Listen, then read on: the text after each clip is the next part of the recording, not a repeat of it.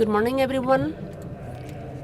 Thank you very much for being here on a Saturday morning, early in the morning, and I would like to thank INCIBE for having organized such a relevant event such as Cybercamp. Today I'm here with you to tell you what we do at the Central Unit of Cybercrime of the National Police Force. This is a unit within the National Police Force in charge of going after any kind of crime associated with new technologies.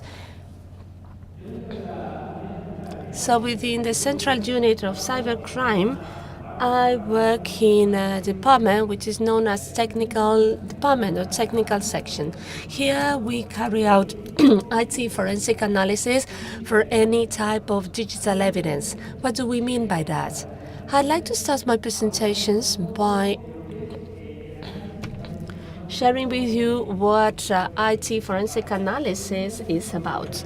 So today the criminal code, where all the type of crimes are gathered, we have a number of crimes. We have IT harms or labeling on the internet, distribution of child porn, etc. and etc. That is to say, a number of IT crimes which are more typical. However, there are other more traditional or analog IT crimes such as drug dealing crimes, money laundering crimes. A priori, these are analog IT crimes. So with these, we mean that there is no digital evidence that could be intervened or could be associated with this type of crimes. But what happens in drug dealing crime, when we have an individual selling drugs to another individual in exchange of money or any other exchange, well, a priori we can say that there is no IT crime, or no digital evidence. But we may have that, we may find the case that these two people may have exchanged WhatsApp communication or telephone communication. Therefore, we already have digital evidence associated with drug dealing crime, the same as crime or homicide, where a person kills another person. So we may say, well, there has been no technological device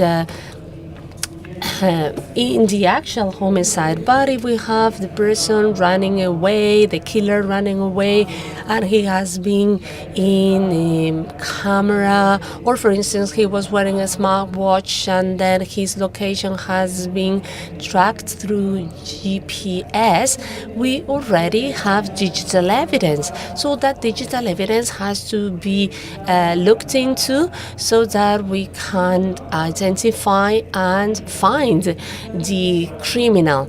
That's what we do. We analyze and pre-process digital evidence associated with any kind of crime. And here I not only, I will not only share with you the work that we do, but I also would like to take this opportunity to introduce you to all the colleagues that we have in our central unit. We are divided into by grade, BIT, which is the technological investigation by grade, and the second one is BSI, by grade for IT security. We'll start by the IT security by grade. So here we have a logical security group in charge of investigating cyber crimes, malware, ransomware, you name it. The members of these departments are specialized in this type of crimes. You may be aware of the last operation they carried out, Kabanak operation. This has been an international operation whereby a criminal organized group through phishing that was sent out to the main banking entities in the world. That is to say, they were Trojanizing the technological infrastructure of those banking entities to control of ATMs, where people go to withdraw money, and then remotely they made the ATM expel money. Imagine in a city you find an ATM which is sending out notes of money, which is a very interesting crime. So for the attack, they use malware known as Cobalt, and more than 40 banking entities across 40 countries were impacted by this attack. The fraud committed was 1,100 euros. So imagine the huge amount of money. Here, very close to here in Alicante, we arrested Dennis K., the brain of this operation. This person was based very close to here. He was the head of this organized crime group. Now I'd like to play a video for you to better understand this malware.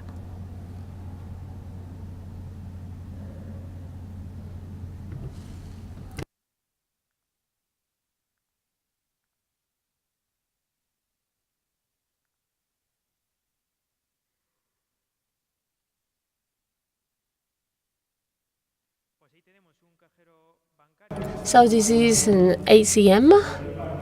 Could be in anywhere in the world. So this person with his mobile phone is sending in a message to the mastermind of the group. Okay, notice the slots, the ATM.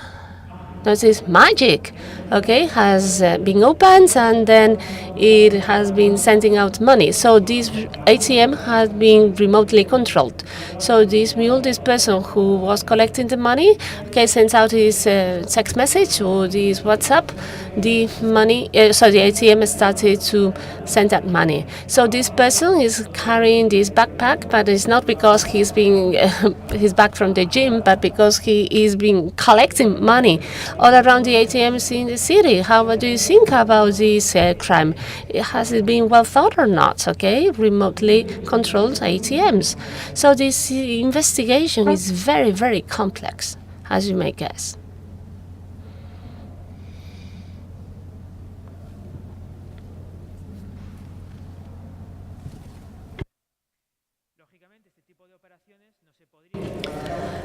So these types of operations could not be possible without international collaboration of Europol, FBI, as well as private companies.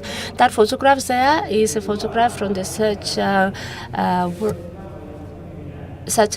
warrants and the operations carried out by Europol and FBI. Now I'd like to share this other photograph with you.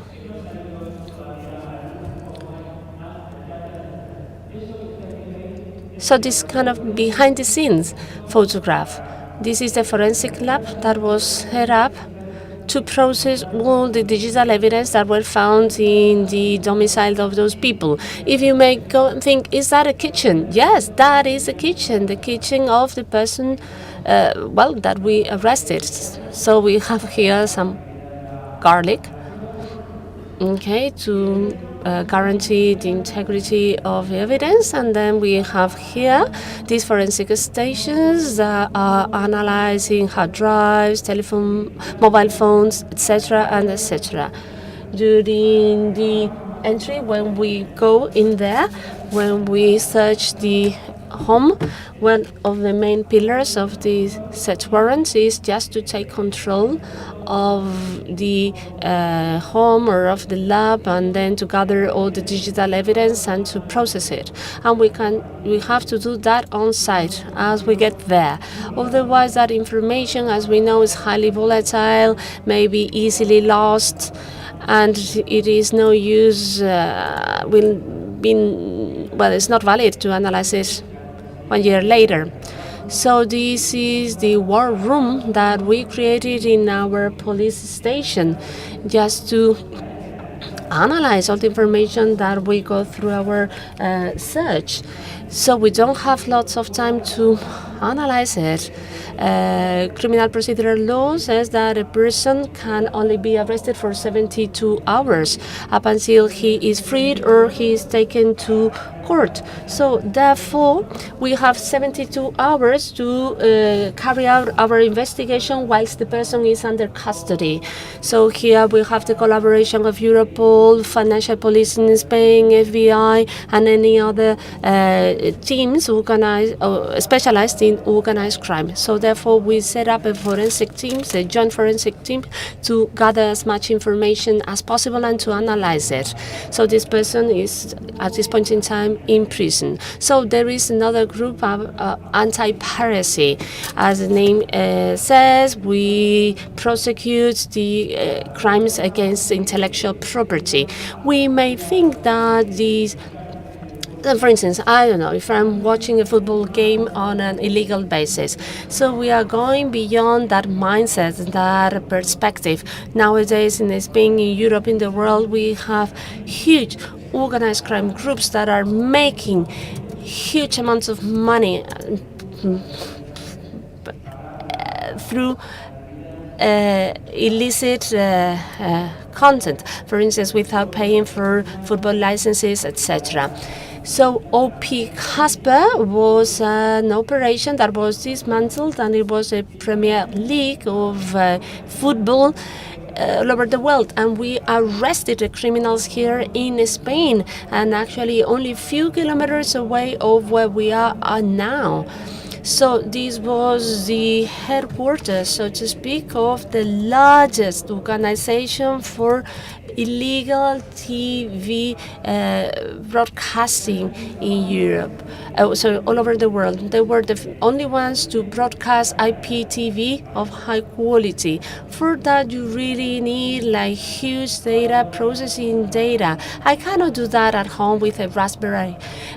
You need like huge data processing centers to broadcast that signal all over the world. These are lines that are very, very expensive. That is to say, they have to make, they have huge amounts of money to invest on that and to get a huge profit. We carried out 12 searches in Spain and Bulgaria, and then we got enough information, and then we managed to cut down that feed of football games. Well, and sometimes we carry out forensic analysis of a video game console. May contain illicit evidence or may have been pirated. So sometimes we engage into competitions between ourselves, to see who is first to find that evidence. So now and again, we kind of entertain ourselves, and we like to have a good time as well, because we do like what we do. All right, so now I'd like to move on to another group that we have about means of payments, which is works in credit card fraud. So that is to say, illicit charges on credit cards, theft of them, etc., etc. A month ago, Argentum operation was launched. An operation about an organization that used to buy numbers of credit cards, used to buy them on the dark web. They were valid cards, and then those cards were cloned. They copied the PAN number, the name of the holder, date, CVV. Then with that cloned card, they went to ATMs or to stores and to make their purchases. They just copied a legit card into an illegit card. And then the cloned card was ready, to be used everywhere. So we found 20,000 fraud credit cards, accounting for nearly €500,000 in fraud. That figure could be higher than that, but take your time to think about what it means for €500,000. If I were to give you €500,000, you would be extremely happy because that's a huge amount of money. 19 people were arrested in Spain, and actually one of them had been arrested before because they were behind the finance of one of the September 11th terrorist attacks.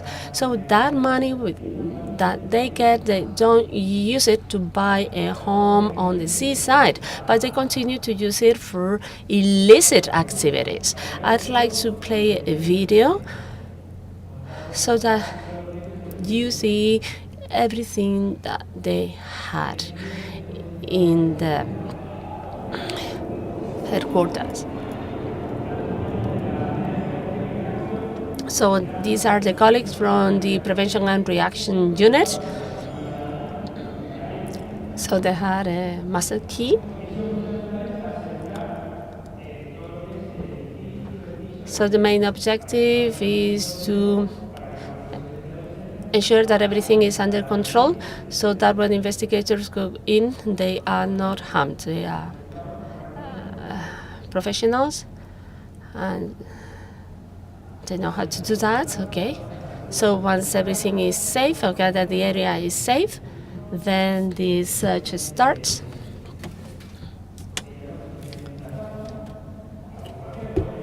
So this is the payment device, and then these cards, 500 cards.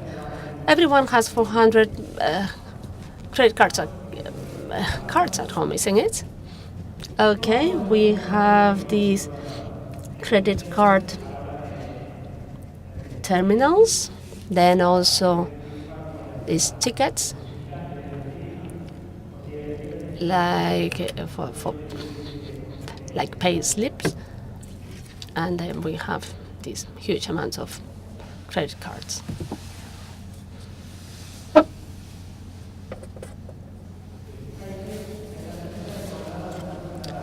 Notice this is a coordinates card. So this is a card that is often used to make bank transactions. And well, many of those cards, you see that they are colored cards, very similar to real cards or actual cards, but they are not colored. They are just painted so that they look like real ones. So these are our colleagues carrying out the IT forensic analysis of all the evidence that has just been gathered, collecting information that may help prosecute the criminal organization members. So this is a printing machine.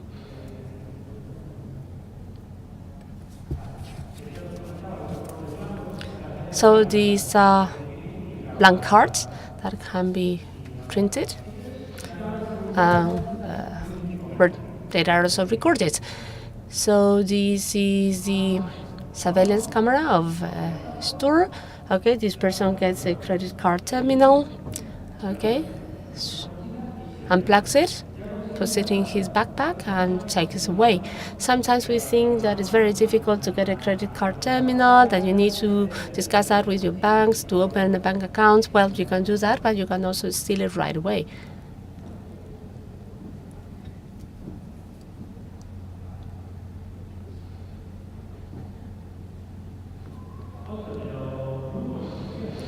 Another department within our IT security brigade is the Group for Online Fraud. One of the best well-known operations was the Optiwell one. This was a worrisome operation, so to speak. Basically, this was carried out by a Chinese criminal organization based in Spain. From call centers located here in Spain used to make calls to Chinese citizens. And that fraud was distributed in 3 phases. The first phase took place here in Spain. They used to call the Chinese citizens and pretend that they were one of the neighbors in China. And they used to tell them, be very careful, they are very dangerous criminals that are attempting to steal money from your bank account. Do not do anything wrong, okay? Be careful about that. And then the Chinese person getting the call and say, oh, I'm going to be very careful with my bank account so that no money is stolen from it. So then a few days or weeks later, used to go back to the victim and then got another call from allegedly the police, Chinese police. And then they said, well, we have to take a fraud campaign and please be very careful not to have your any money stolen from the bank account. Then the victim started to get really much concerned about that possibility. And then the third stage was about sending calling the same victim again, saying, well, we are calling you from court or from a judicial entity, telling this person that has been the victim of a fraud. And so that to prevent having the money stolen from his bank account, this person should transfer the money to this judicial entity so that his money would be safe. So the victim believed that right away and then transfer all the money, his bank account, to that judicial account. And of course, there was no real account behind that, but that of the organized crime group. So, and then they were stealing all the money. And then the victim was just left blank. And that fraud was committed to thousands of Chinese citizens, and actually one of the victims, ends up taking his life, and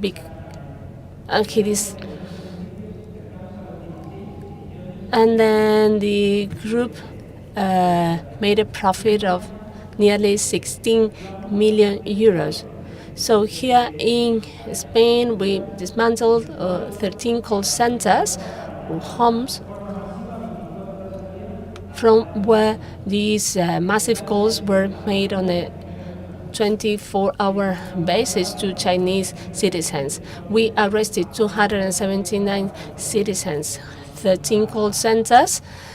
We arrested nearly 300 Chinese citizens. So you can imagine the high number of calls that they were making and of fraud that they were committing. So, and the moment we get evidence, we analyze them.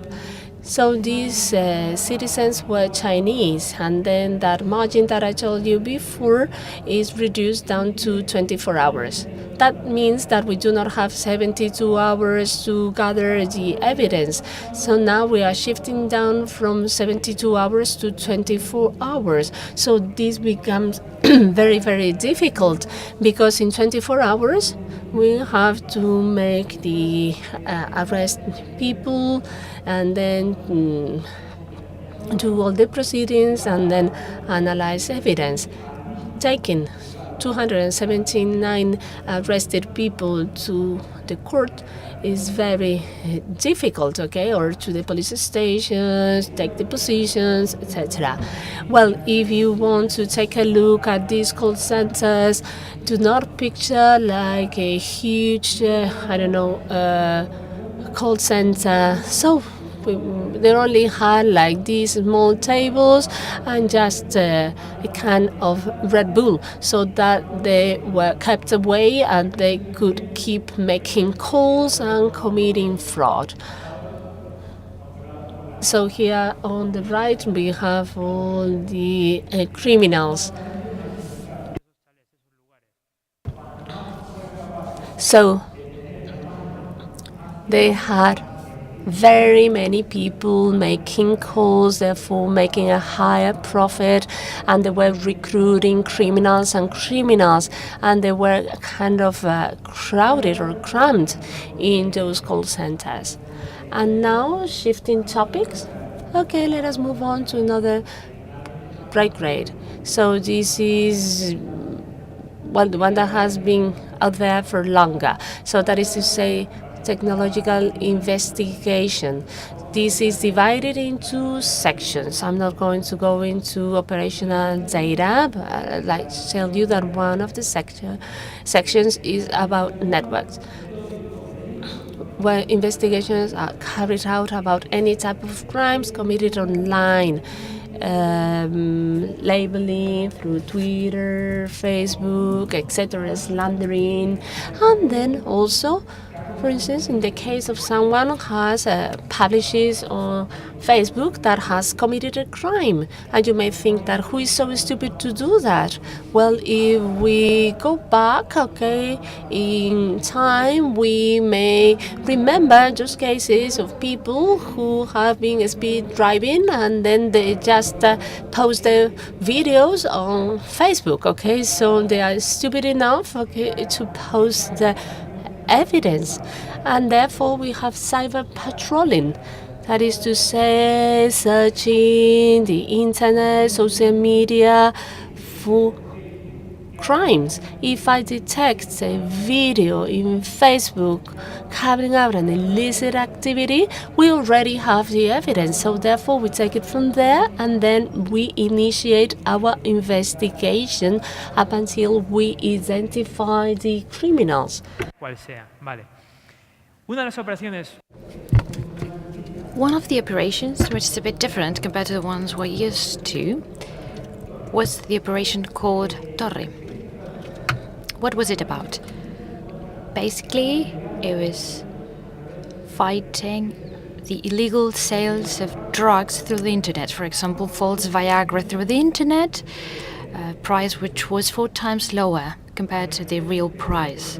Of course, selling drugs in the internet, it's illegal. You cannot sell drugs, medicine drugs, in the internet, even if they're real. And if they're false have been falsified, they've come we don't know where, and their price is below the market. So what the person is buying is anything except what they think they're buying. And please don't think about drugs against headache. It's probably more similar. It's Viagra, for example. We seized 400,000 tablets, the market value close to 5 million euro. They were about to be sent to 400,000 people in Spain. Bank accounts are blocked, worth 320,000 euro, and bitcoins were seized and the website was closed. I'll speak about bitcoins seizing and closing websites. Because if you're going to buy the black tablets in the black market, you're not going to pay with your bank card or credit card. You're going to pay with bitcoins. The web was closed. What does it mean? First of all, closing a website is a way of preventing that the crime continues. They sold tablets in the internet through a website. You have to close that site. It's not easy because you need to take total control of the server. It's not redirectioning. You need to control the hosting, the server, anything as in order to administer it ourselves as judiciary police. So after the search, we started our process of taking control of the website. We had to safeguard, to save all the information that it may contain. But while we were doing that, we saw how new orders came in. But back then, at that point, we were the administrators of the website, and we saw that orders were coming into the mailbox. So we opened incidents because this is e-commerce. People complained, people sent emails saying this pill doesn't work, whatever. It was interesting because we were seeing by ourselves how clients were complaining to their seller. Once we finished saving all the information, we closed the website. Anyone accessing the website saw this logo, and it says this site has been closed and it's managed by the Spanish judicial authorities. What do you think clients did when they saw this? What do you think they did? What do you think they did? They got scared. Who thinks that they got scared? Please put your hands up. You didn't put your hands up. What do you think they did if they weren't scared? Could you please repeat?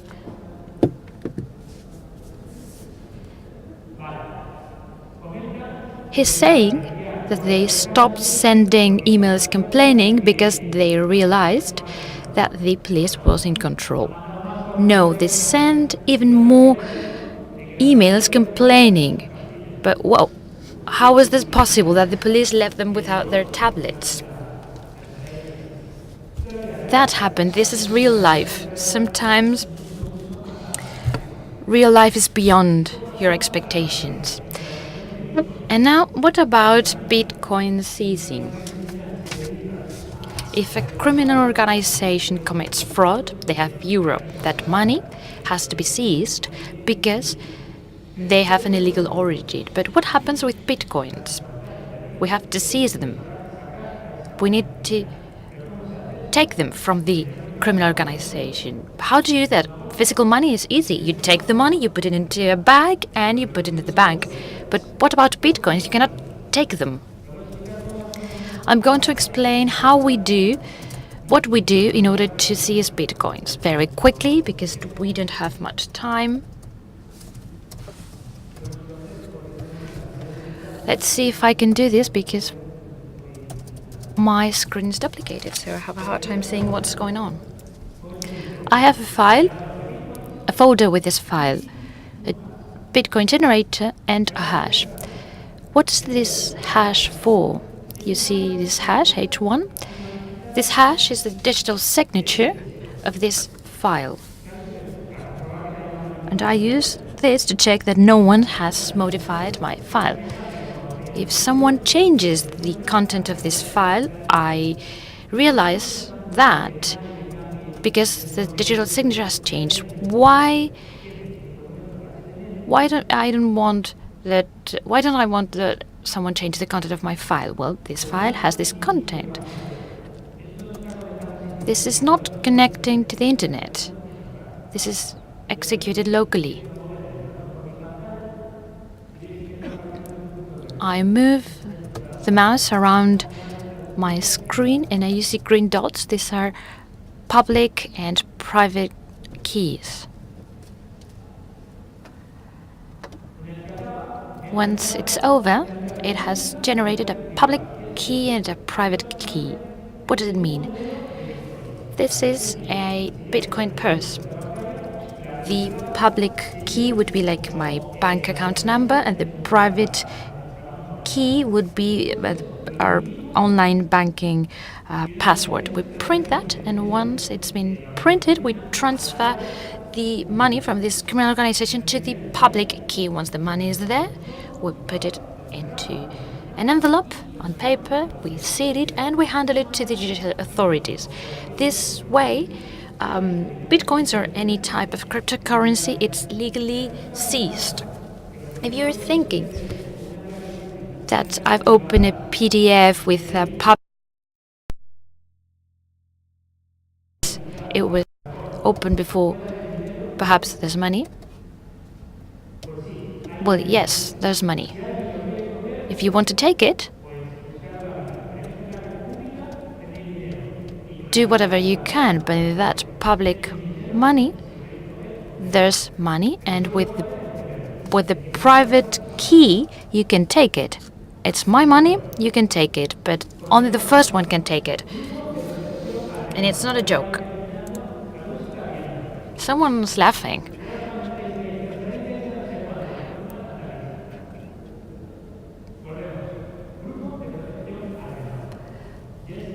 Another group for minor protection. This is the last section of our Technological Investigation Brigade. These groups prosecute the distribution of child porn through the internet. Distribution and production, in other words, creation. Last weekend, we woke up and watched some news on TV. Nympha operation. 79 arrested people for distributing child porn through the internet. On one of the last operations of this group, it was a huge operation against the distribution of this type of content through the internet. In Spain, 80 searches were carried out, 80 flats in which child porn was being distributed. We went there, we searched, and we collected information. 79 arrested people, one of them due to sexual attack. What does that mean? Possibly you can imagine what it means. Thanks to the forensic analysis, IT analysis, we identified a minor that was being abused in Lima, in Peru. This is one of the most gratifying situations you may have. Now I work for IT forensic analysis and I don't take part in this type of investigations. But in the past, when I was a member of a technology crime group, I had to deal with this type of crime. And in my professional career, if you asked me what was the most gratifying thing that happened to me, possibly it was when we managed to free a minor from attackers, sexual attackers. It's the most gratifying thing for me. Not seizing millions of euro, not arresting the biggest leader in drug trafficking. For me, it's this. Well, we're going to change subject. Let's go back to the beginning. The specific work carried out by the technical section where I work. We're in charge of IT forensic analysis of any serious crime. Any serious crime means any serious crime, a homicide, for example. Not long ago, in order to investigate a homicide, we didn't have to search a mobile phone, a hard drive. We had to analyze a router, the same thing you have at home with lights that allows you to connect to the internet. What happened to the router? It stored the information about the people that had accessed the place in which a person had been found murdered. Thanks to this router, we could collect digital evidence to explain a murder. With a router, the device we have at home, we can explain a murder. And that's part of our job. If you like IoT forensic, the Internet of Things, forensic analysis of routers, smartwatches, drones, etc., at 12:30 in the other room, I have a 2-hour talk about forensic IoT. If you want to go, you're all invited.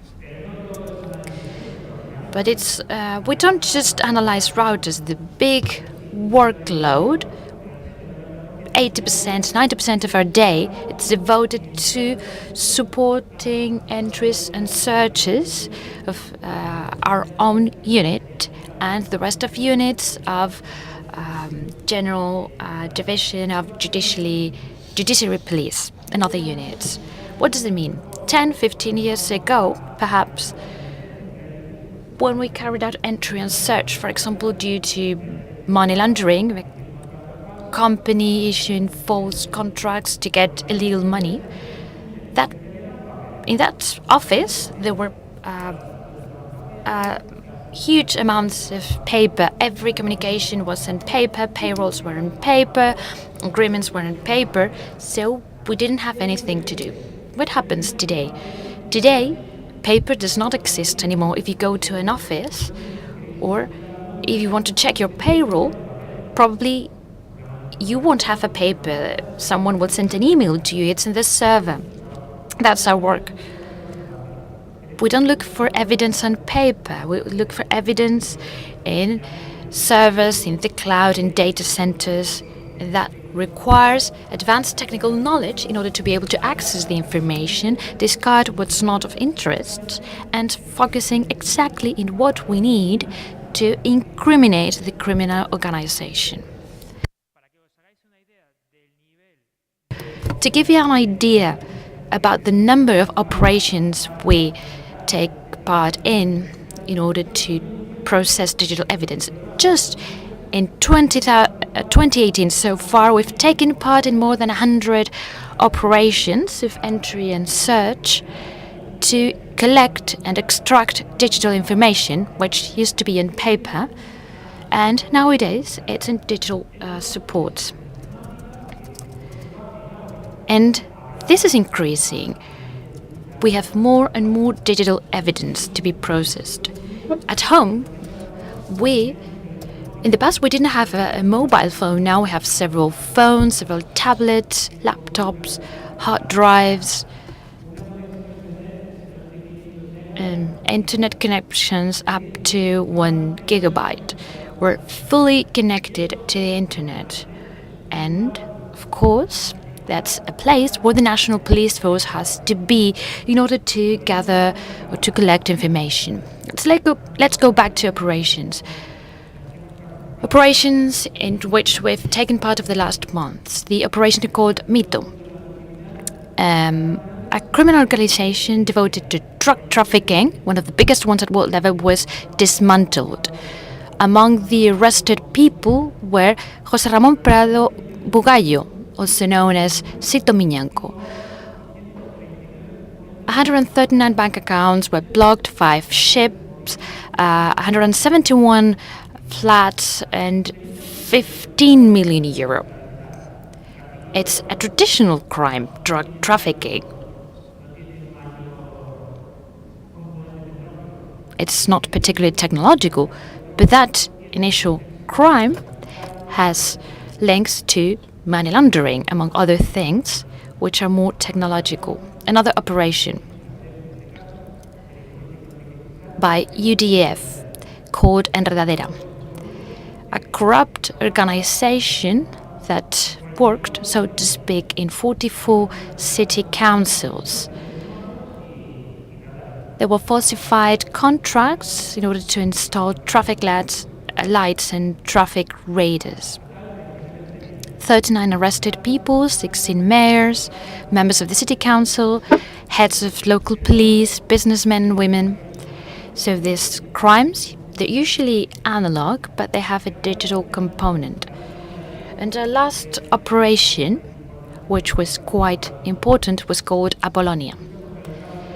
It was a fraud in dental clinics called iDental. Saint Apollonia is the saint patron of odontologists. They took all her teeth away with a hammer, and that's why we gave this name to this operation, as a sort of an homage to this saint. What did this organization do? Continuous fraud, illegal seizing, falsified documents, unloyal administration, injuries, crimes against public health. There were searches in 21 provinces. These entities offered to provide services which were not correctly provided. At some point it disappeared. Every person that had requested a funding to pay for the service had a funding agreement that had to be paid for, but they weren't receiving the service they had paid for. This was one of our first operations in which we didn't just collect evidence to incriminate the criminals. There was another aspect. We could help the victims. What does this mean? Many of these victims found themselves following a medical treatment, and overnight the clinical disappeared. So their mouth, their prostheses were halfway through. They couldn't go to other donors because they didn't have the medical history. It was owned by a company that has disappeared. How could they get the medical history? 4,000 people across Spain, they needed the medical history to go to another clinic to finish the process. Let's forget about the money. Besides gathering the information, we had to take control of the clinical history of all these people to provide it to the victims so that they could continue their therapy, their treatment, and at least they could have a normal life. Many of these people had serious problems in their mouths. Imagine you cannot eat. You need to pay a debt for a service that you haven't received. Well, it's an important problem. So now, I'd like to finish my presentation with my conclusions, basic conclusions. I've already given them to you through my talk. First of all, IT forensic analysis is cross-cutting to any crime. We cannot think about IT forensic analysis of cyber attack. Malware is cross-cutting. It has to do with any type of crime. Second, the investigation of cyber crimes requires technical expertise. In other words, the people that work investigating cyber crimes need expertise and knowledge, but we can never forget about our traditional investigation techniques. It's 100% valid. Cybercrime, unfortunately, has an effect on millions of euro every year. It moves millions of euro every year through frauds and extortion, among other things. We need to avoid these frauds because a criminal organization only goal is obtaining money. If we can prevent them from gaining money, they will disappear. And last but not least, this wouldn't be possible with public-private international collaboration. There are transnational crimes. They don't just take place in Spain. Carvana, yes, the arrested person was in Spain because he liked basking under the sun and eating good food. But the crime itself was taking place all over the world. If there's no collaboration with police forces from other countries, companies from other countries, this type of operations, macro operations, could have never taken place. Well, this was my talk. I would like to thank you all for being here on a Saturday morning. Thank you very much for coming to my talk. Thank you.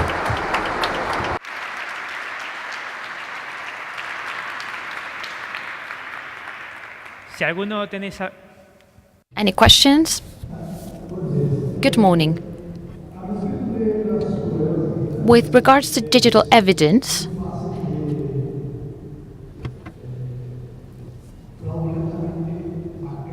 I think it's easy to create them with fraud. You can create false evidence. What guarantees, who controls, in your case, that evidence? Because they can include false evidence in a very simple way. Is there anyone that can check what precautions you have to prevent this or to make it more difficult, the inclusion of false evidence? It's very simple. When we collect digital evidence, we create a digital signature that's similar to something I've explained before. That digital signature guarantees that if the content of that evidence has been manipulated, if someone changes an invoice or includes a picture or video, that digital signature is going to be changed. Who stores that digital signature? The court. The court that is investigating the case. The judge himself or herself will have control over the fact whether the evidence has been manipulated or not. If the hash number, the digital signature, hasn't changed, the evidence hasn't changed. It's mathematical. And with regards to open data, that's something dark in Spain.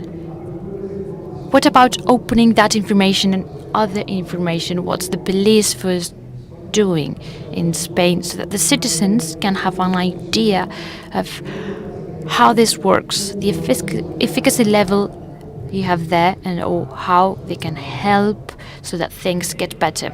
It's very simple. In Spain, the police is not opaque. I'm here publicly.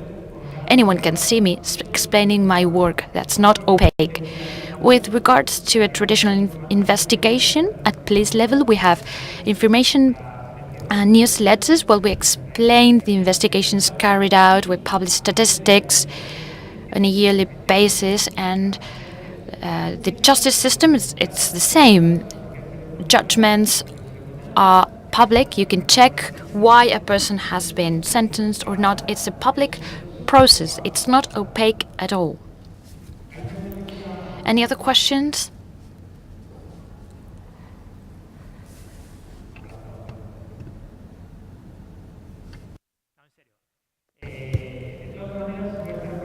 I'll be around. Then I'll give a tour talk in the workshop, and then I'll be back here. So if you want to ask a private question, it's okay. You can stop me, ask me whatever you want, and I'll be happy to help. Thank you very much.